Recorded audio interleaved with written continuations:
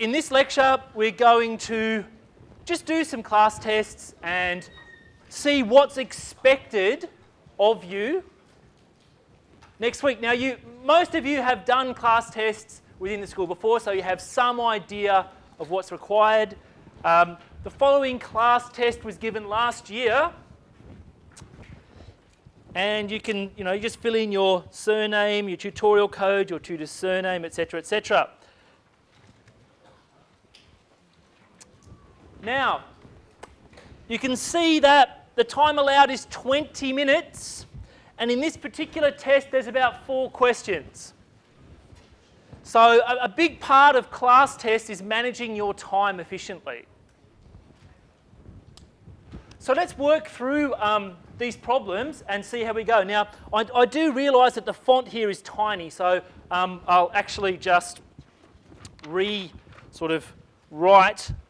the basic question. All right, so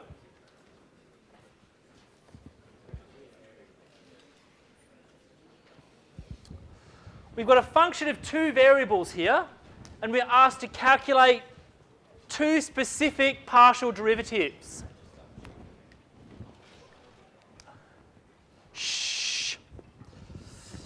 In particular, we're asked to calculate the following: dz dx.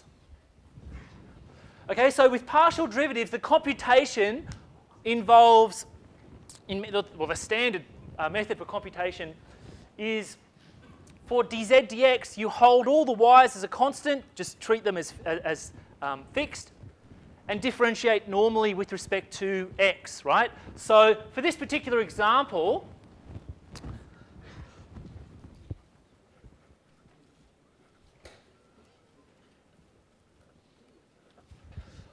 essentially the second term is just going to go to 0, and the first term, what's the first term going to go to? Y e to the xy, yes.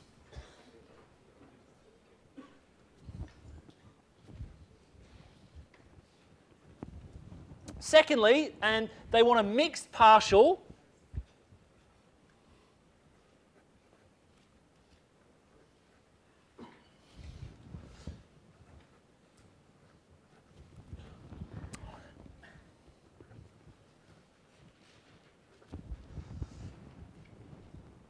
Essentially, the second part of this question involves taking dz dx and differentiating it partially with respect to y.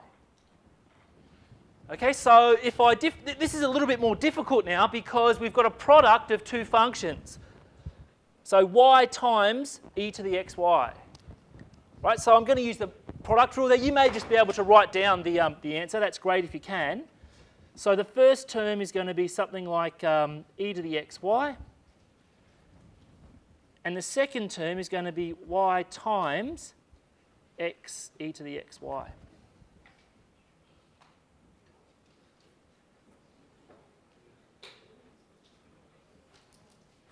Okay?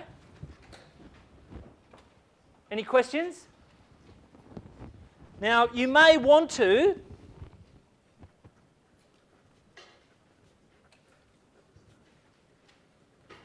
name the ideas that you're using.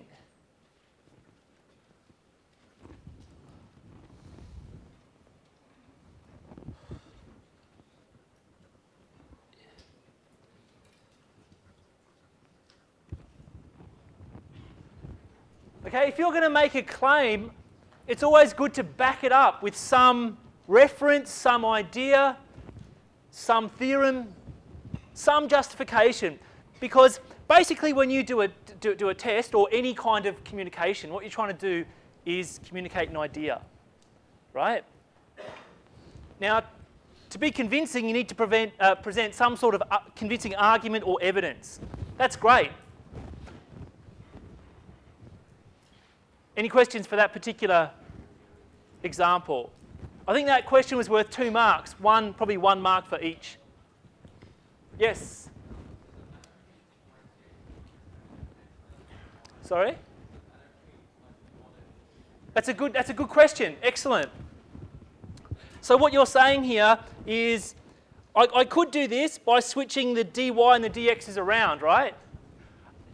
Can you tell me why that wouldn't make it, or tell us why that wouldn't make a difference? Why would you get the same answer? That's, well, yes, it's the mixed derivatives theorem. Very good.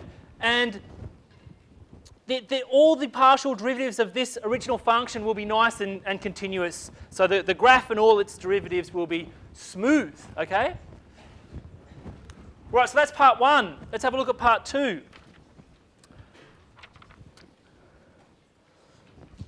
Part two says the following. We've got a cylinder and we are measuring the dimensions of the cylinder. And we're told that the measurements for the height and the radius both have an error of 1%. Use the total differential of V to estimate the maximum percentage error in the calculated volume. Now, just think about this, the wording of this question a little bit more carefully. There's an error of 1%. Now, we don't know if it's plus 1%, if it's over 1%, or under 1%. Okay, so don't be confused by the wording here.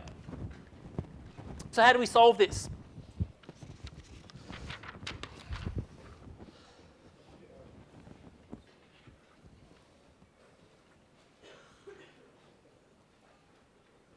Oops.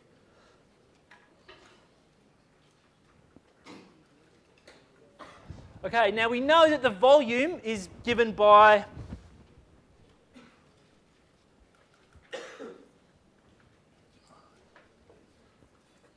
pi r squared h. We're given that, so we like that. Now, we don't know what our initial measurements for r and h are, say r naught and h naught. We don't know. What we do know, though, is the following.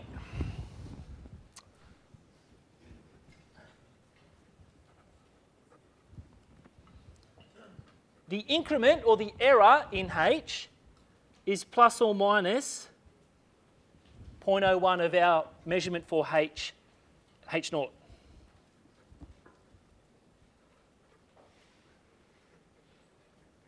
And similarly for the radius. So what we're going to do now is use the total differential to estimate the worst case scenario, estimate the maximum error in our computed value for the volume.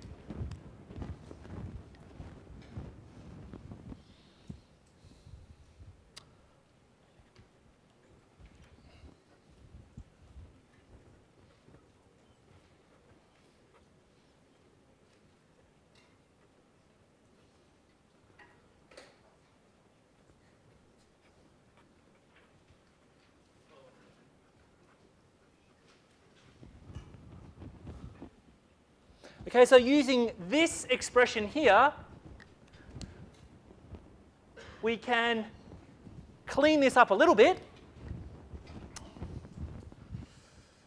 Now, if I take absolutes here, the plus and minuses are going to go away, right? So I'll get something like this.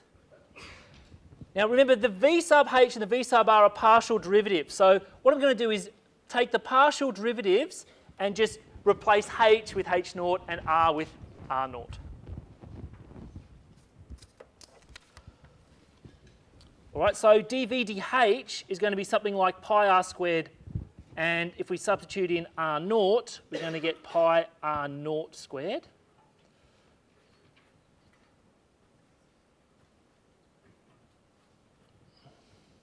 And on the other hand, dv dr is going to be something like 2 pi rh. And if I substitute in h naught and r naught, I'm going to get something like this.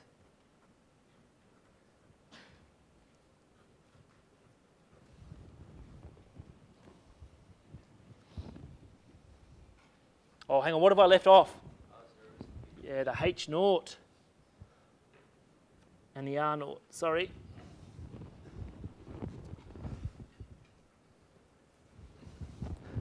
Okay, so now I can just collapse that into something involving the calculated volume and come up with the following.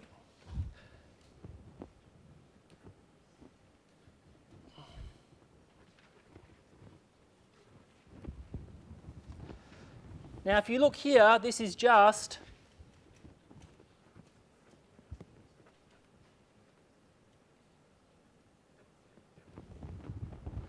V of H0, R0.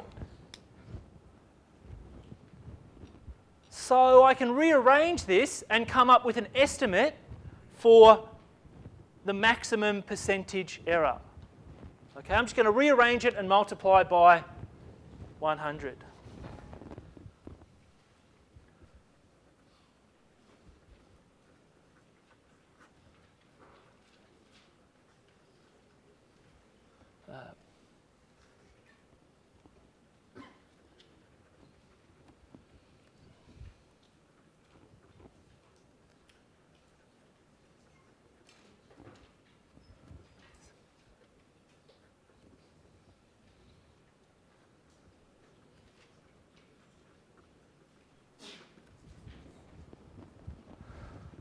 Now notice I've written a conclusion as well. It's always good if you can write a conclusion there. Okay? So a 3%, is that acceptable? Ah, ni o wantima? Huh? What? Where? Max and? Yeah, what's the word between and what? Max error in V? No. It's in the second. And so. And so our estimate. And so. Okay? It's all right, let me clean that up. That's okay. Like, sometimes I can't read my own writing, let alone other people's. Now remember also, you will not have a calculator in class test 1, so it's important that you can do simple calculations. Any other questions for this one? That's pretty reasonable so far, right? Pretty reasonable.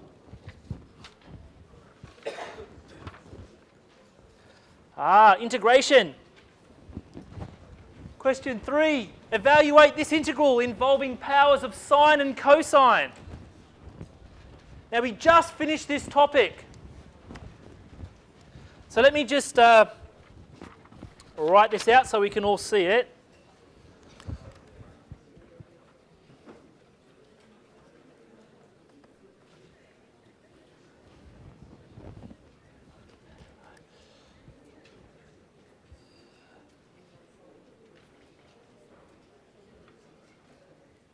Okay, shush please. Shush. Shush. So, I've forgotten how to solve this problem. I really have. I've forgotten. Who can tell us what to do? Anyone? Sorry, say again? Oh, you could try that. Might not get you anywhere. I think there's a better way than that. Yeah, I guess what I like to do here is analyse the powers and look for the odd power. Okay, and then take a sign in this case out of that. So you can see up here, this is odd. So I'm going to pull out a sign from there.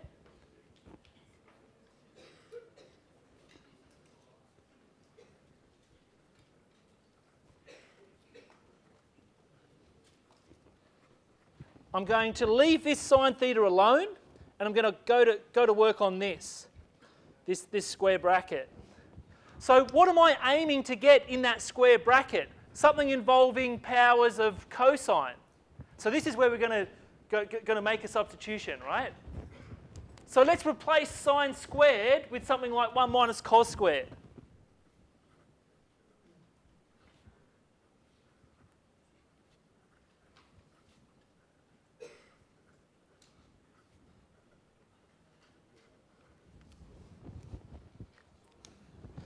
So now what I can do is expand these brackets out, and I'm going to get cos squared theta sine theta minus cos to the 4th theta sine theta d theta. So this is a good spot because both of these can be integrated by inspection. Okay, it's the perfect setup.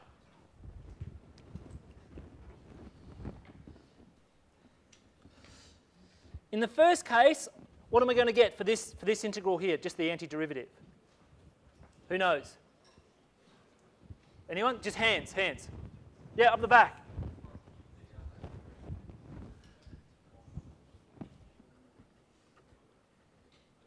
Oh, yeah. Yeah. And for this one, cos to the power 4 is going to become cos to the power 5.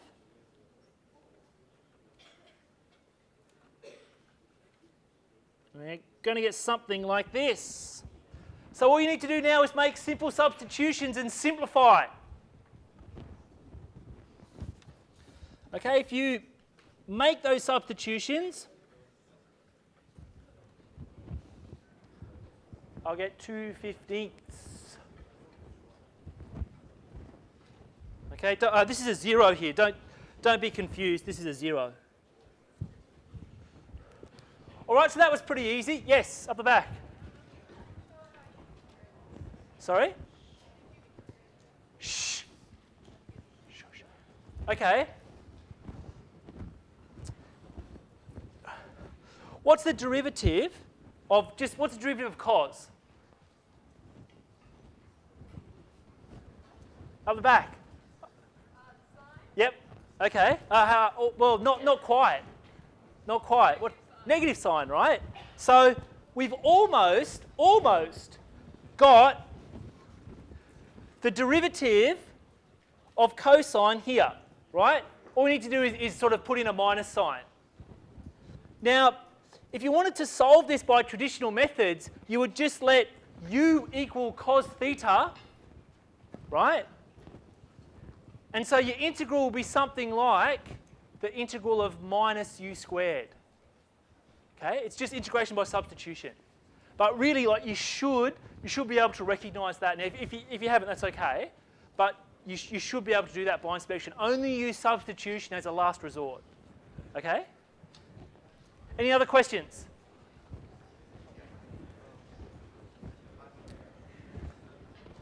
Yes.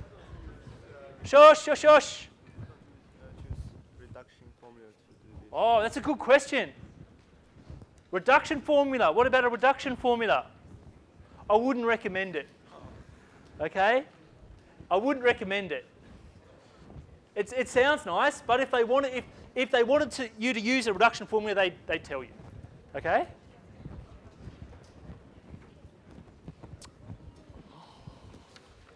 All right, and the last question on this paper, it does involve a reduction formula.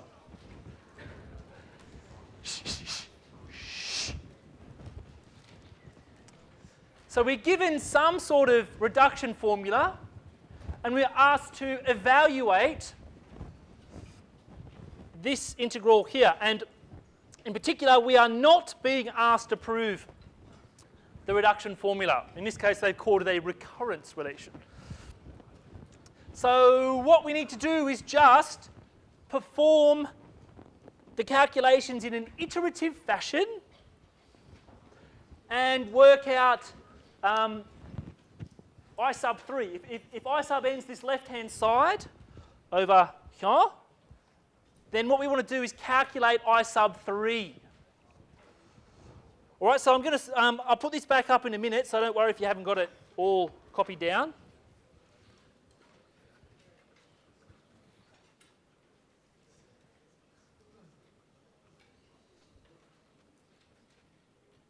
This is it. This is our reduction formula. We want to calculate I sub... Oh, let me write down what I sub n is.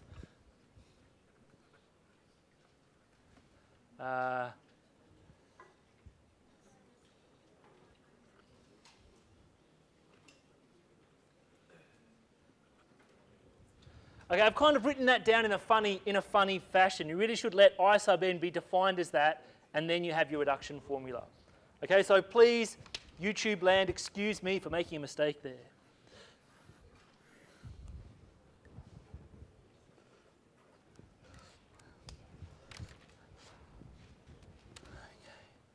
So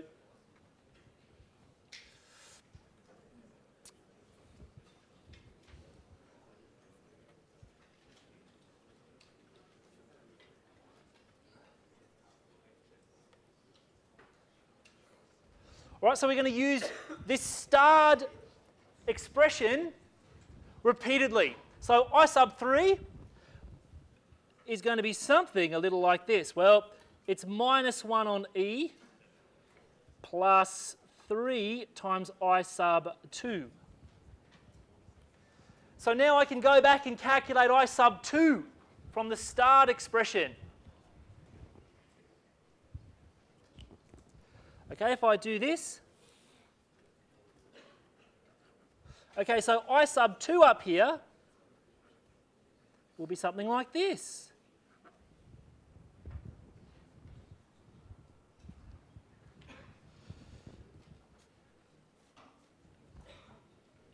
Okay, so now what? Anyone? Well, shall we just plug it in again?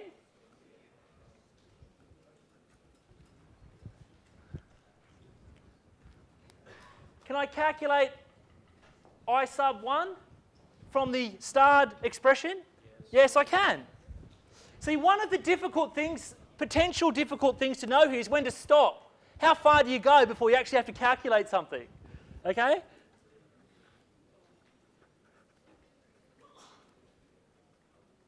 Okay, I sub 1 is going to be something like this. 1 I sub 0. Now, I can work out I sub 0 from this. It's going to be, a little bit of work.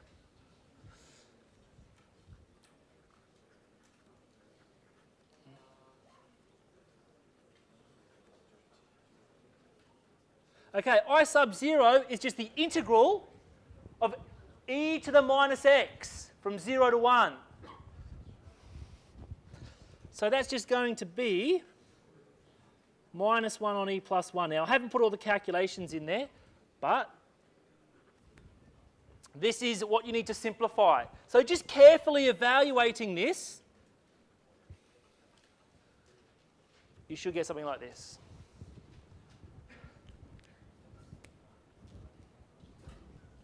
Okay, so there's nothing too fancy about that. It's just cranking the handle and getting through to the final answer.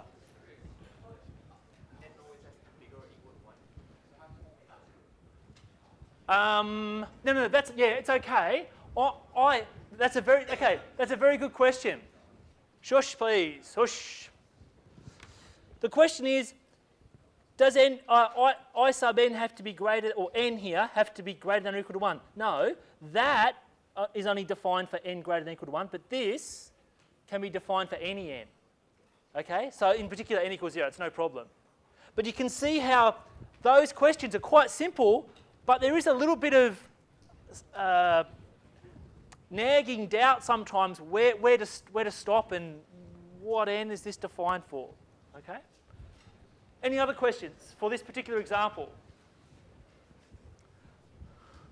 Okay, so that's it. That's the first class test. Well done. Well, we did it. That took us about 20 minutes. So if I can explain it in 20 minutes, you guys should be able to do that. Question? Anyone? Yes. Yep, I'll put that question back up now.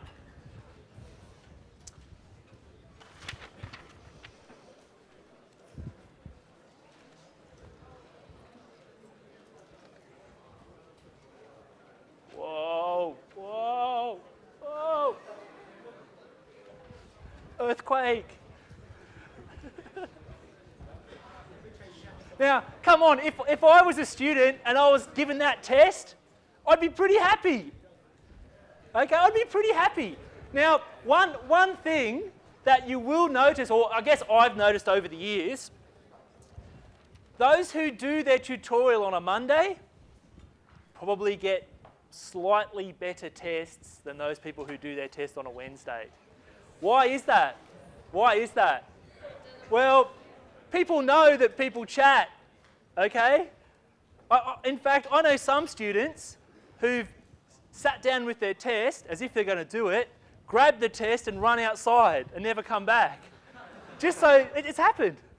Just so they could, like, you know, pass it around. Oh yeah, man, this question's going to be on there. Okay? So the payback, though, if you do have a Wednesday tutorial, don't worry about it. The payback is that you get longer to study. So, you know, 6 of one, half a dozen of the other.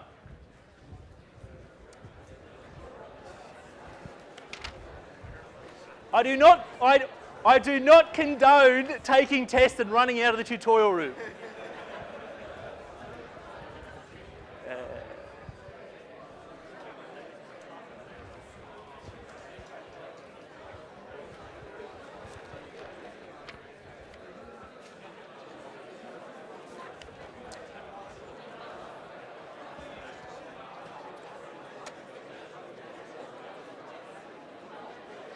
All right.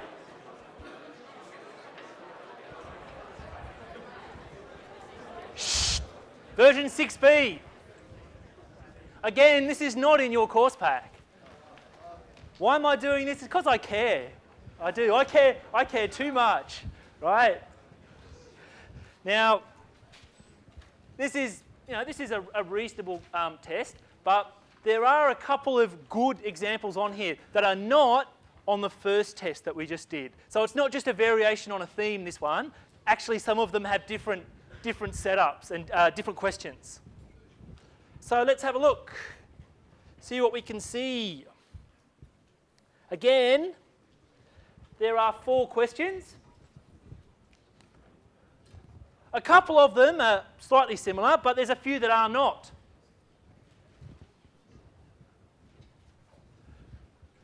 So I know the font's very small here, so I'm just going to basically write out the question again so you can all see, and you watching at home too. All right. So this is version 6B.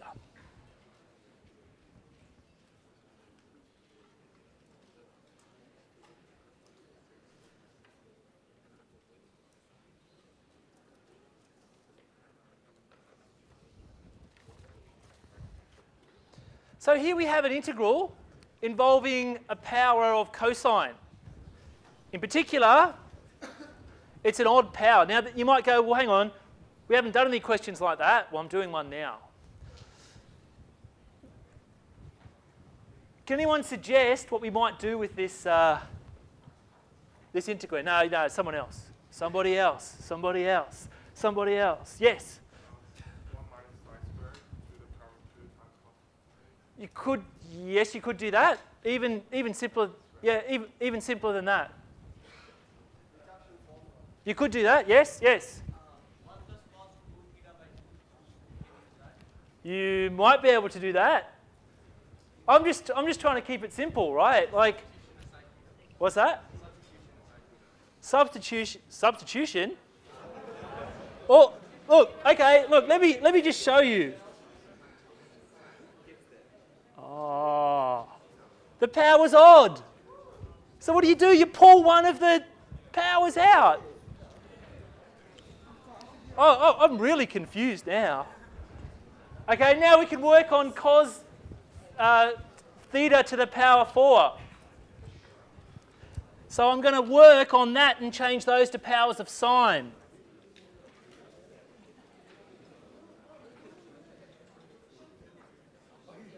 Sorry.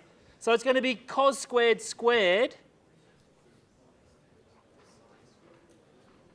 So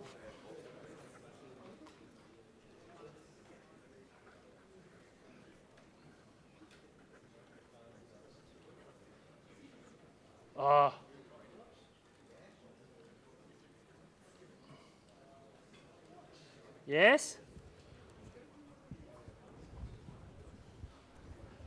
So what I can do now is expand that bracket and hopefully get all powers of sine over in here.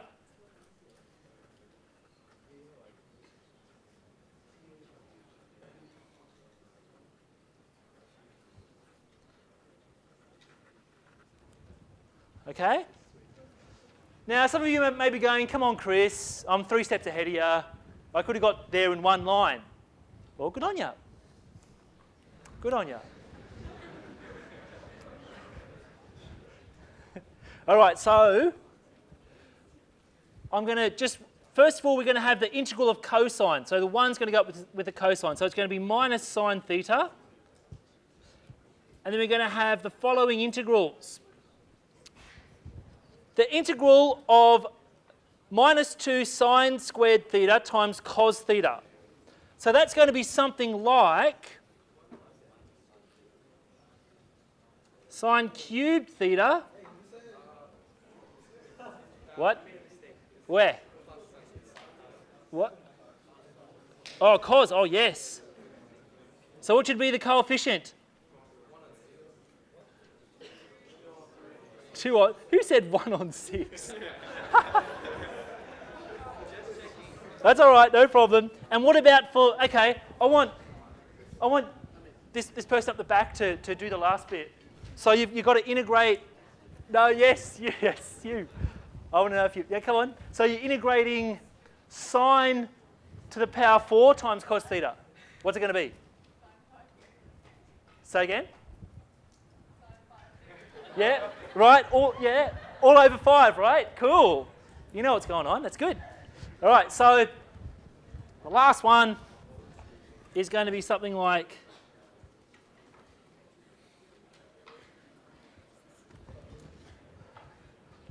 Okay? All right, it took us a while, but we got there.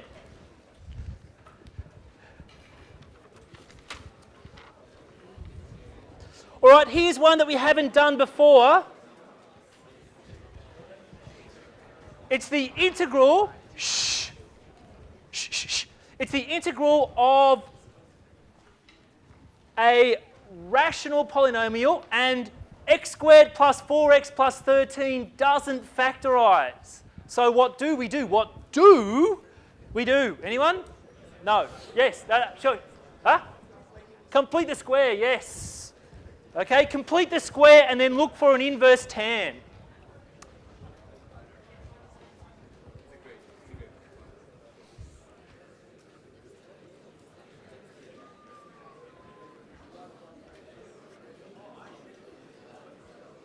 Oh, shh.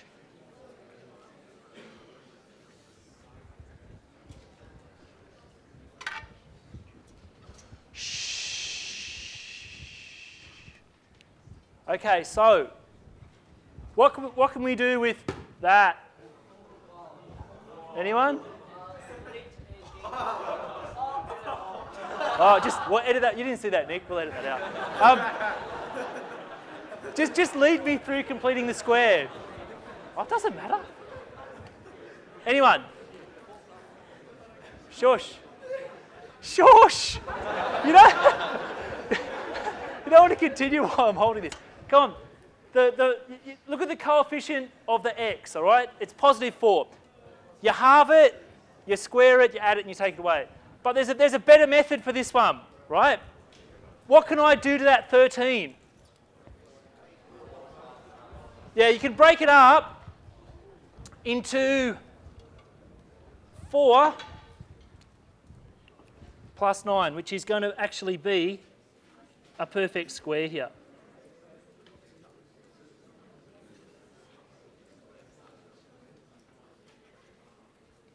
So this,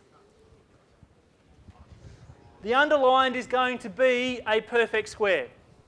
So now we can factorise that and then look for something to do with our integration.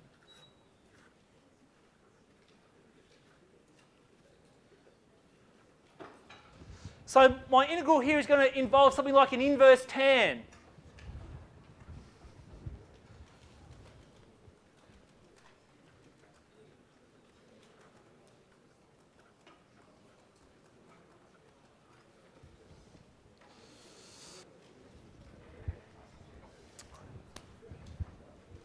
Okay, any questions? Yes?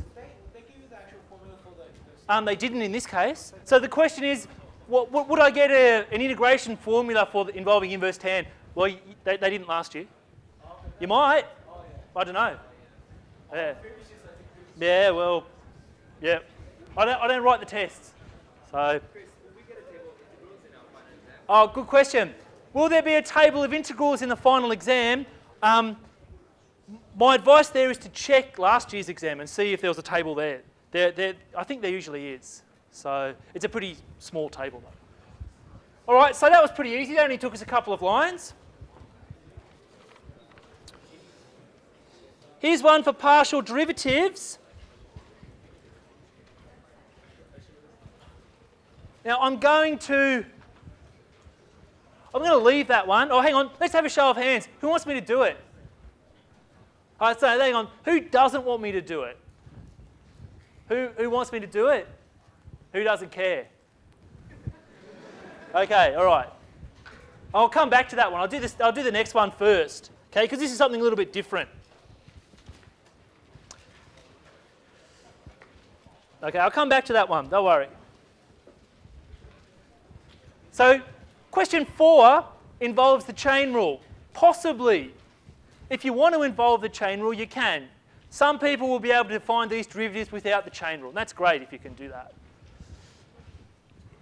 If f is a differentiable function, little f, and you have this relationship between big F and little f, show that big F satisfies this partial differential equation.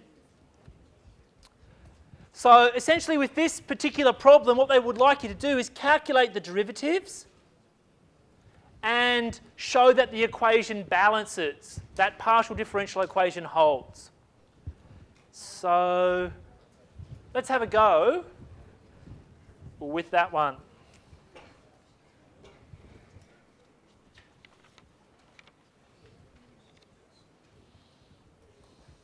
Okay, I'll put that back up in a second.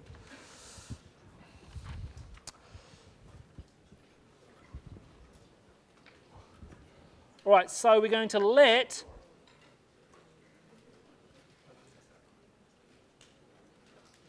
big F and little f be related by this particular setup.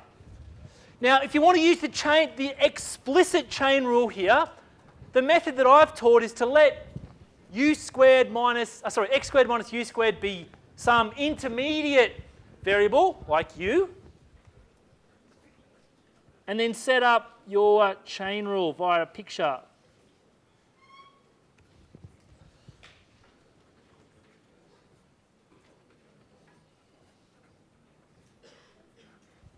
All right, so f depends on u, and u depends on two things, x and y. So if we want to form a derivative here, say d big F dx, I go from letter to letter and form a derivative. So df du times du dx.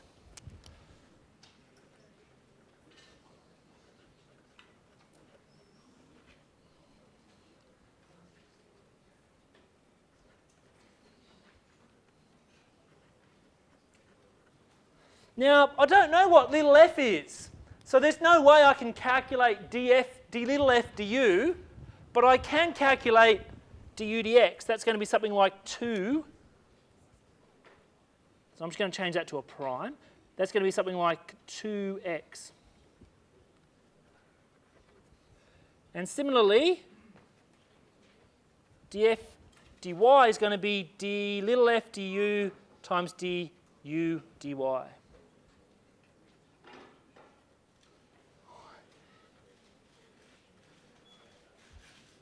So again, we don't know what that is. I'm just going to write it as f little f prime. Du dy is going to be minus 2y. So I've got the derivatives that I want. All I need to do is plug them into the left-hand side of our partial differential equation.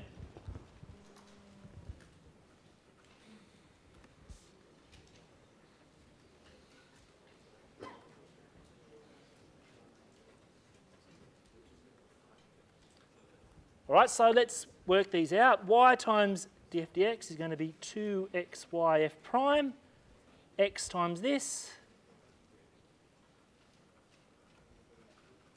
And you can see, bang, they're going to cancel.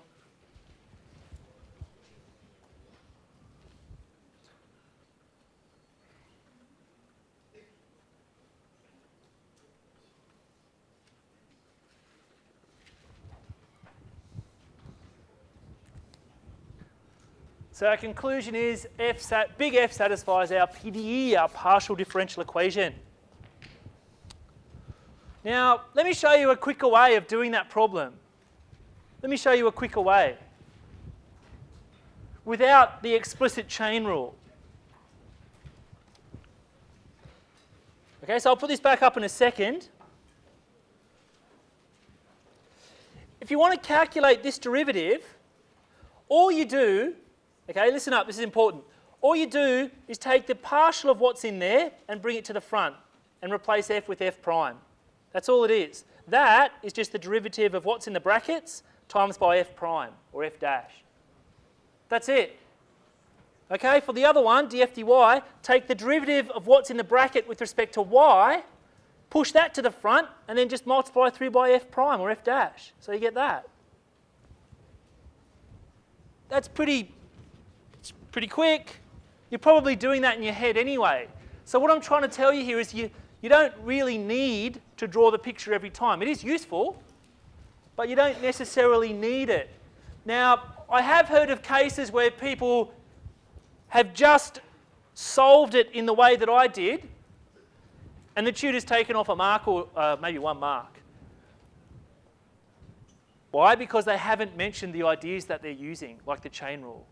Okay? If you're going to use the chain rule, write it down by the chain rule or using the chain rule. Okay? Otherwise, the tutor he or she doesn't know what's going on in your head. And if you want to argue with marks, at least you can say, well, here's my justification. Any other questions for this particular example?